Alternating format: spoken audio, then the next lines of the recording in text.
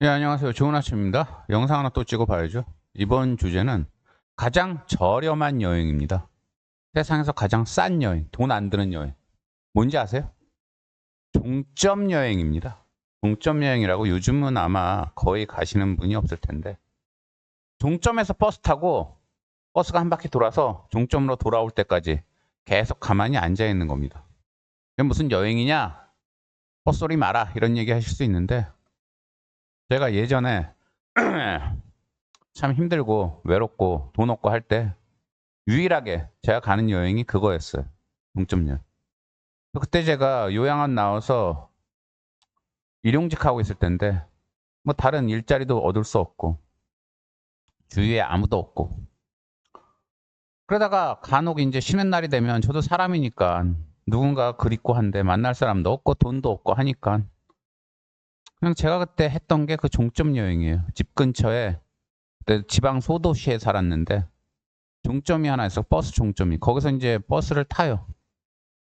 그리고 참고로 요즘은 아마 그 카드로 다 계산하죠. 대중교통. 그래서 아마 그 거리에 비례해서 아마 요금이 나올 거예요. 근데 그때만 해도 옛날이라 그냥 카드 그런 거 없었고 현찰로 저는 항상 냈었고 한 번 돈 내면 그냥 거리와 상관없이 버스비가 정해져 있었어요. 그때는. 그래서 종점 여행도 큰 부담이 없었는데 거리가 이제 길어져도 또 돈을 안 받으니까. 그리고 뭐 버스비라고 해봐야 얼마나 들겠어요. 어쨌든 종점 여행 그때 가면은 타면은 기분이 묘해요. 하는 거라고는 그냥 가만 앉아서 창밖으로 사람들 바라보는 거예요. 세상 바라보는 거예요.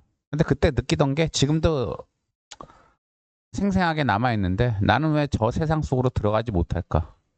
세상은 저렇게 바쁘게 돌아가고 있는데 나는 왜 항상 이렇게 종점 여행이나 하고 종점으로 다시 돌아와야만 하는 뱅글뱅글 도는 삶을 사나 어딘가로 전진을 못하고 뭐 그런 생각을 하면서 스스로에 대한 자괴감 그런 게 되게 컸어요 그때.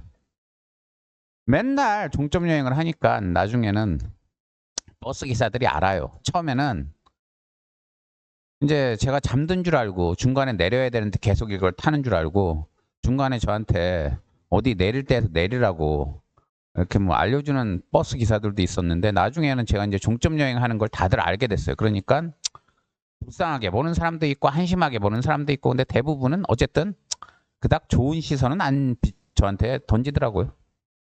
그러다가 이제 어느 날 어떤 일이 있었냐? 전 보통 종점 여행할 때 맨 뒷좌석에 탔어요. 뒷좌석이 요즘 모르겠는데 옛날 버스는 일반적인 좌석보다는 약간 높았어요, 위치가. 그래서 이게 위에서 아래를 볼 수 있어서 시야가 좋고 창밖을 못 본다는 게 있지만 그래도 뭐 바로 옆에 창은 아니지만 그 뒷좌석, 앞좌석을 통해서 뒷좌석의 앞에 있는 좌석 옆에 있는 창을 통해서 그래도 세상을 볼 수 있고 무엇보다 뒤에 창문을 통해서 또 이제 뒤에 있는 장면도 볼 수 있고 해가지고 저는 뒷좌석을 선호했는데 뒷좌석에 앉아 있는데 그날따라 손님이 별로 없었어요. 그 뒷좌석이 텅텅 비어 있는데 저는 이제 뒷좌석에서 맨 벽 쪽에 이제 앉는 걸 선호했는데 중간에 어떤 꼬맹이가 탄 거예요. 꼬맹이가 탔는데 초등학생으로 보이는데 걔가 근데 뒷좌석으로 오더니 저랑 반대쪽 벽으로 해서 저쪽에 앉더라고요, 애가. 그러더니 애가 좀 있다가 잠이 들어버렸어요, 애가 보니까는. 근데 저는 뭐 제 애도 아니고 하니까. 근데 애가 아무리 생각해봐도 쟤는 종점 여행할 애가 아니라서 어딘가서 내려야 될 애 같은데 계속 자요. 저는 어차피 종점까지 가니까 상관없는데. 그래서 깨울까 하다가 내일도 아닌데 내가 왜 상관하냐 그래가지고 가만히 있었어요. 버스가 종점에 도착했어요. 그래서 저는 이제 종점에서 내려야 되죠. 내려야 되죠. 내리는데 그 애가 갑자기 깨더니만은 동점인 걸 알고 엄청나게 막 당황하더니 자기가 중간에 내렸어야 되는데 뭐 어쩌고저쩌고 얘기를 해요. 그러니까 버스 기사가 안타까운데 너가 조느라고 어쩔 수 없이 종점까지 왔으니까 다시 여기서 버스 타고 가라. 근데 요금은 또 내야 된다. 여러분 아시겠지만 종점까지 일단 오고 나면은 다 탄 거잖아요. 그러니까 돈을 더 내는 게 기본이잖아요. 근데 문제는 그 애가 지갑을 갖고 있었는데 그 지갑을 잃어버렸대요. 지갑을.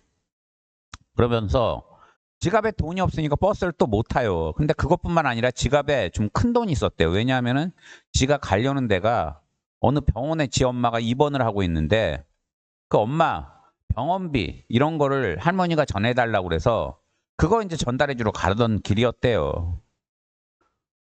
그래가지고 내가 이제 난리가 나서 도대체 어디서 잃어버렸냐, 뭐 잘 찾아봐라, 뭐 이렇게 버스 기사들은 얘기하고 이러는데 솔직히 저는 그 애가 어디서 잃어버렸는지를 알았어요. 애가 자고 있었잖아요. 자고 있었는데 애가 잠바를 입고 있는데 잠바 주머니가 좀 헐렁했는데 거기서 지갑이 버스가 퉁퉁퉁 튀니까 이제 퉁퉁퉁 치면서 그 충격으로 지갑이 그 안에서 살짝 빠져나왔어요. 그런데 그게 어디로 갔느냐? 여러분 아시는지 모르지만 버스 뒷좌석에 타면은요, 앞좌석도 마찬가지인 경우가 많지만 앉아있는 그 좌석이랑 등받이랑 분리가 돼 있는 경우가 많아요. 무슨 얘기냐면 하나로 이어지질 않고 뭐 밀착은 된다고는 하는데 중간에 손으로 이렇게 밀면은 들어갈 만한 공간들이 있어요. 보면은 그게 이제 스프링 같은 걸로 그게 이제 밀착이 돼 있는 시스템이에요. 그게. 근데 걔가 앉아있던 그쪽이 너무 사람이 많이 앉아서 그런지 스프링이 오래돼 가지고 그 스프링이 밀착이 안 되고 아래로 좀 꺼졌어요. 그러니까 그 공간이 넓었어요. 그 뒷좌석 그 등받이 있는 쪽이랑 앉는 그 고무 있는 쪽이랑 앉는 좌석 쪽에 그 중간에 밀착되는 부분이 공간이 넓었다고요. 그러니까 이 버스가 퉁퉁퉁 치면서 저는 봤어요. 그걸. 지갑이 신기하게 그쪽 구멍 쪽으로 가더니만은 쏙 들어가 버리더라고 이게. 그래서 제가 그것도 알려줄까 하다가 안 알려줬어요. 중간에 걔 깨워서 알려줄까 하다가 그냥 내 일 아니니까. 그리고 그때 솔직히 저는 세상에 대한 반감이 너무 크고 세상을 맨날 저주만 할 때라 어떤 직접적으로 제가 누군가한테 피해를 주진 않았지만 누군가가 피해를 볼 것 같은 걸 알면서도 말 안 하는 거. 그러니까 부작위에 의한 세상에 대한 복수 같은 거를 은근히 즐길 때였어요, 제가. 그러니까 제가 그런 상황이 됐는데 저는 깨우지도 않고 알려주지도 않았고 이제 옆에서 이러고 듣고 있으니까 애가 이제 그 엄마 병원비 하면서 얘기하면서 막 울고 이러니까 사람들이 다 걱정하는데 저는 열이 받은 거예요, 속으로. 왜냐하면 제가 다른 영상에서 말한 것처럼 저는 뭐 부모한테 사랑은커녕 오히려 맨날 얻어 터지고 그러다가 인생 이 상황에 꼬여가지고 뭐 연 다 끊기고 혼자 사는데 쟤는 그래도 부모가 있네? 할머니도 있네? 이런 생각을 하니까 빡이 돈 거예요, 제가. 그래가지고는 알려주질 않았어요. 그 틈에 손 넣으면 그 지갑이 나오는데. 알려주질 않고 그냥 와버렸어요. 와버려서 버스 정류장 밖으로 나와가지고 오뎅 사 먹고 담배 사서 담배 피고 그러면서 잘됐다 짜식 평생 고생이나 해라 이러고 있었어요. 근데 걔가 이러고 쫄쫄쫄 버스 정류장 밖으로 나오는 걸 봤어요. 제가 이제 걔는 버스비도 없잖아요. 뭘 하나 이러고 보니까는 애가 그 옆에 있는 그 상인들이 그 옆에 상인들이 있는 점포들이 많았는데 거기 들어가가지고 애가 물건 같은 거 옮기는 일을 자기가 당장 할 수 있는데 그거를 좀 자기가 할 테니까 돈을 좀 이렇게 어떻게 좀 줄 수 없느냐. 버스비도 필요하고 엄마 병원비도 필요하다고. 근데 그 조만한 애가 일을 한다고 해서 얼마나 하겠어요. 그러니까 그리고 그렇게 조만한 애를 고용할 사람도 없잖아요. 근데 애가 아주 간절하게 상인들한테 매달리는 거예요, 이게. 그러니까 혼자 오뎅 먹고 담배 피고 있다가 보니까 또 불쌍해 보이더라고, 애가. 그래가지고 속으로 가만 생각을 하다가 내가 아무리 세상을 저주해도 저 애가 저렇게 상황이 안 좋은데 그걸 말 안 해주는 건 아닌 것 같아서 다가가가지고 야 꼬마야 너 지갑 잃어버렸냐 그랬더니만은 그렇다고 그러더라고요. 그래서 아저씨가 아까 봤는데 그 지갑 그 틈으로 들어간 것 같더라고. 그랬더니만은 불이 나게 이제 버스 정류장으로 달려가더라고요. 이제 그래서 저도 이제 심심하고서 따라갔죠. 따라갔더니 버스 기사가 걔가 타고 온 버스 기사가 이제 버스문 막 닫고 내리려고 그러는데 청소 다 했나 봐요. 걔가 가서 그 얘기를 하니까 그러냐고 그러더니 문을 열고 안으로 들어가더라고. 그러더니 그 틈에 이제 손을 넣으니까 지갑이 나온 거예요. 이제 그냥 걔는 막 뛸 듯이 좋아하죠. 너 이거 어떻게 알았어? 그러니까는 여기는 아저씨가 알려줬어요. 그러면서 저를 가리키는 거예요.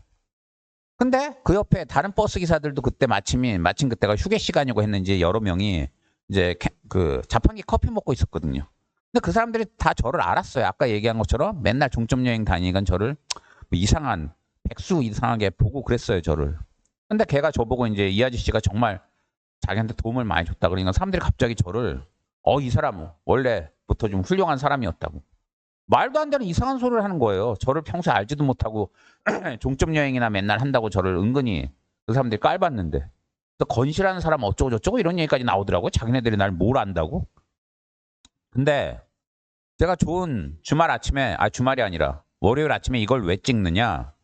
어제 제가 댓글들을 요러고 보다 보니까 제가 이제 허접한 채널 어쩌고 저쩌고 허접한 영상이 뭐 1000명 넘은 게 신기하다 이런 어제 영상을 올렸는데 허접하다는 얘기를 하지 말라는 분이 계시더라고요. 몇 분. 그래서 본인들이 열심히 보는 채널을 허접하다고 그러면 본인들은 뭐가 되냐 그렇게 얘기를 하세요. 가만 얘기를 들어보니까 그 말씀도 옳아요. 그렇잖아요. 제가 비록 만든 채널이고 제가 비록 만든 영상이지만 또 그걸 1000명 넘는 분들이 좋아해 주시면 또 그분들의 지분도 있다고 볼 수도 있고 그분들을 제가 아무리 제 생각에는 허접하다고 생각해도 그렇게 허접하다고만 얘기하면 그분들 기분이 좋겠습니까? 그래가지고 제가 이제 속으로 좀 사과도 좀 할까 이제 그런 생각을 했는데 아침에 그래서 사과 영상도 하나 올릴까 생각을 했는데 또 마음 한쪽에서는 뭘 사과를 해.